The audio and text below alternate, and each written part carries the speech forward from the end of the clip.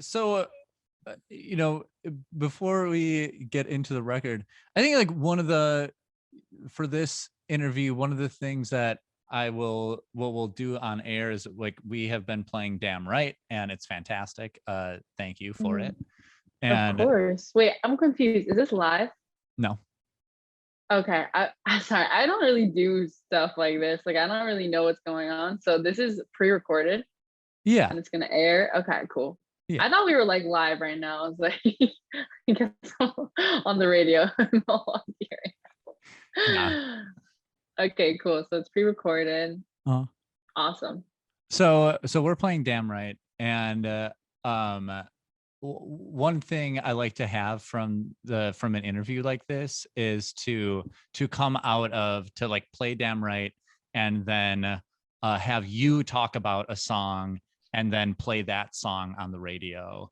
And so Awesome. um so like so you are the DJ for a song, and if you're the DJ on 88.9, what song should we play next?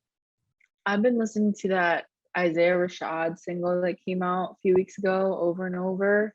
It's called Lay With Ya, I think. Lay With Ya. Um, that shit is so fire. I think that would be a great follow-up. Damn right. Just because the energy is pretty similar. It's very bouncy, both of them. So it might be a cool follow-up. What do you like? What do you like about that song in particular? I mean, it's just an undeniable banger. Like you just play it and immediately your energy is up and there's a bounce. Like I said, his tone, his delivery is crazy. Like he cares, but he doesn't care at all. The lyrics are crazy. Last year you was my bitch, now you my baby girl. Like that's so such a crazy line. He's just super hard. And also I think it's the fact that he hasn't put anything out in so long, and this is what he comes out with, like just slaps all of us across the face. I'm just a fan of him. He's sick, so I was really happy that he put some stuff out. Oh yeah. We'll play that and it'll be great. Please. Um, is that, you've got you talk about that Robitussin flow. How did you like when you started singing and developing like your own style, where did you draw that from? You mean rapping specifically or just Yeah. in general? I think for rapping, it's something that I never really learned how to do. It's just, I don't think anyone really learns how to do it. Just you take what you've heard and you make it your own. Mhm. Um, and I never had the intention of ever becoming a rapper, nor do I consider myself a rapper now. I just love words. And I sometimes feel like this song shouldn't necessarily have a melody, it should have more of rhythmic quality. So I'll just throw some words on there. But I think I don't know, I've always loved writing. Writing was always my favorite subject in school, language arts, literature. So I think I draw a lot of inspiration from just life and my own journals. I'll walk across the street in New York City and just think of or see something random and it'll just inspire little tiny ideas that I put in my phone, and I'll just kind of string them together when it comes to recording. Uh, I I love that. So you got like a notes app that's just Yeah, I mean, I just use the standard Apple's notes, Apple Notes. I use the standard Apple Notes, and oh my God, if anyone were to ever see my notes, I sound like a psychopath because I just have the randomest shit in here. Um, can Random you lyrics, random ideas, random band name ideas. can you just pop one into the chat here? What's Yeah, I have a notes full of um potential indie band names for when I retire from Audrey Nuna and Yes. become like a Radiohead cover band. Oh my God, yes. So I'm gonna drop some right now. I have band names. I wrote Neon Autopilot, Nine Ages to Mexico, Stoner Guy Who Got Lucky Once, Some More with God, Ceramic Bagpipes, Vomit Debut, and the latest is Uncle Pedestrian. Wow. Yes. Cannot wait for these bands to come out. Right? I'm gonna do one video and one single per each band name. I love No one that. will ever know it's me. With like being drawn to writing, what is like the first, I remember like when I started reading, there was like a couple of like books that were really like, I love reading. This is a thing that I love doing, and really because I think like for me, like reading is imagination. It's like the place where your imagination is 100%. Right. What's I some of love the like that. what's some of the like earliest like books that really got you into like loving words or authors, Uh-huh. I loved Series of Unfortunate Events. Yeah. That was my shit. I don't know if I'm allowed to curse, but that was my stuff.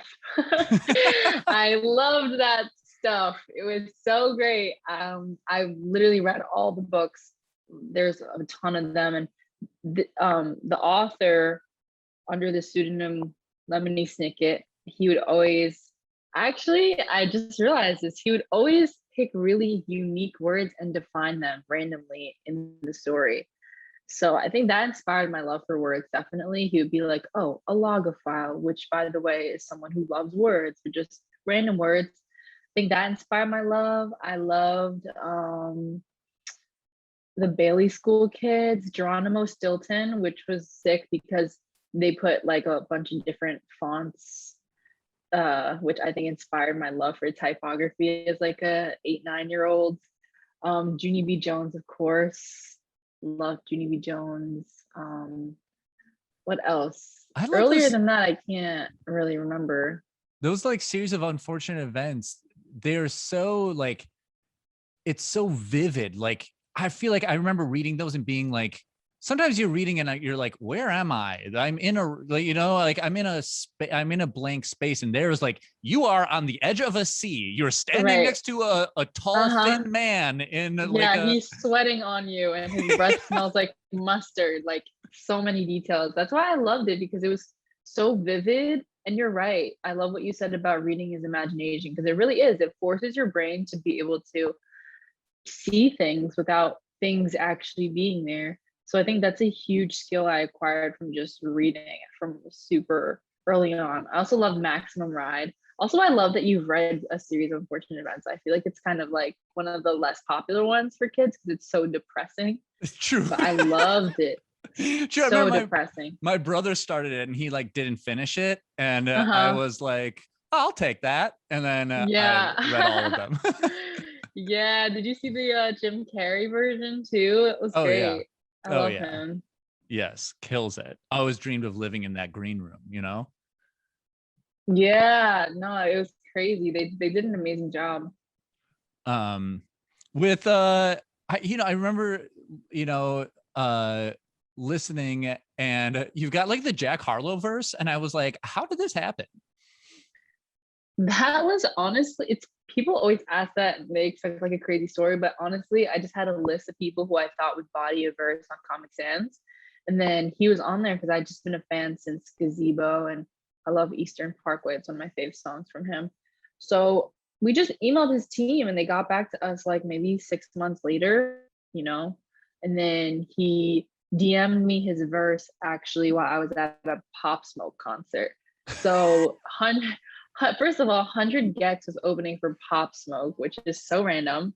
I was in a mosh pit, like getting punched in the face by 100 gecs fan, and then I saw, oh, Jack Harlow DM'd you, and I checked, and it was the verse. And me and my friend Callie left the mosh pit, and like we were just our ears to the iPhone speaker trying to hear, and she's like, "Did he just say fire crotch?" And I was like, "Yeah, there we go. He gets it." And that's how that happened. It was really easy, really simple. Wow, I love that. That's awesome. I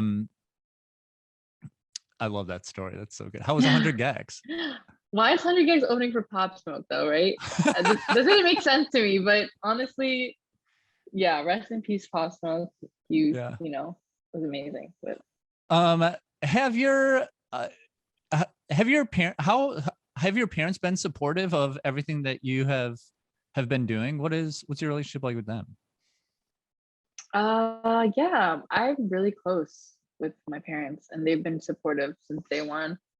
My mom, super supportive, like never once told me I could do anything, which I think sometimes is rare in an Asian household, but she was always like, "No, you just do what makes you happy." Um, which she's really cool for that, you know. Whatever made me happy, I feel like she was just down, you know. Yeah. So great relationship with her. My dad actually lives overseas. He lives in Myanmar, doing clothing manufacturing. So I haven't seen him in like a few years, but he's great too. Super supportive. Honestly, I think musically inclined secretly. Whenever we do karaoke as a family, he'd always go up there and kill it. So I have a feeling that I get a little bit of just my creative side from him. Yeah. He wanted to be an architect, but actually just couldn't because he couldn't like afford school and had to help out with his family. But he's really cool too. He's definitely a gamer, even though he might not be super open about it, you know. I I love that. I feel like my dad is like that too. He's like super like blue collar working dude, but he is like, like every once in a while he'll like say something really poetic. And Yes. I'll be like, There I needs to see you. be I see you in there. right, right. There needs to be a club for dad to have, you know, normal jobs and secretly are like poets and architects and Yes. singers because they are Yes. so many of them. There really are. Yeah, I used to work with this dude in a mail room, and he was like, worked in this mail room forever, and he was like, he would always talk about like how how weird and unusual he was, and I was like, dude, you work in a bank and you are a creative person, like, Right. yeah, you think you're weird, Yeah. you're What the hell creative, is and up with that? yeah, but it was Like, like, what is up with society just like stifling the creativity out of middle-aged men? Like, what is up with that? We should talk about that because it's not good and it's common. I think not just men, but women, men, whoever, like we're all just kind of pushed to go in a certain direction with our lives just to, you know, be workers, which obviously you need that too in society, but there are a lot of people who are just misplaced, I think, in that category well, or misplaced themselves.